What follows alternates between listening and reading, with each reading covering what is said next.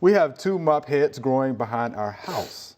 Our problem is they cover our den window to the point we can only see the sky and tops of trees. We do not see their flowers. What can we do to keep them from growing this tall next season? When is the best way and time to cut mop heads back? We like them, but they just take over that area. And this is from Miss Mary. So what do you think about that, Joella? Well, mop heads, again, we've got common names. And so there's 2 different kinds of ways that hydrangeas grow. Okay. One of them is they grow on the previous season's growth, and one of them is they grow on the current season's growth. But mop heads, not knowing exactly which one that is, that we think it might be a macrophylla. Right.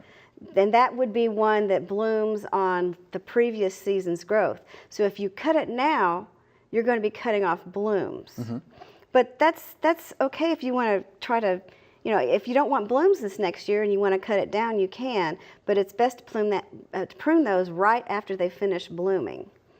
And then you've got, you can prune part of them and leave some of them tall so they'll bloom, or you can, you could move it. I mean, it might be a nice plant and do well there, but there are a lot of new varieties that are shorter than that bloom continually all summer long that would work in that area too. So maybe it just needs to be put somewhere else.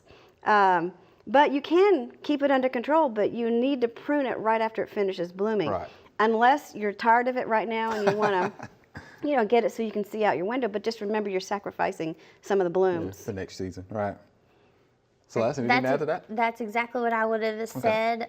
I wouldn't be afraid to lose some of the blooms, and I wouldn't personally chop it off at the ground. I would, remove about 1/3 of the oldest stems all the way to the ground, then take the next 1/3 of the next stems that are left and take them about halfway down, and then take what's left and remove about 1/3 of it. So you are going to get some size reduction now, and you will lose some blooms for next year, but you will still have some bloom on that last third, that you only removed a few inches of the tips. So you're, over a course of doing this 2 or 3 years in a row, you're going to get size reduction if you follow, that method.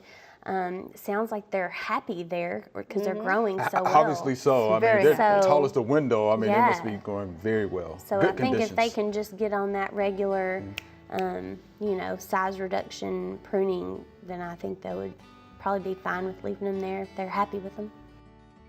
We hope you loved the video. We would love for you to ask more questions. Be sure to leave those questions in your comments.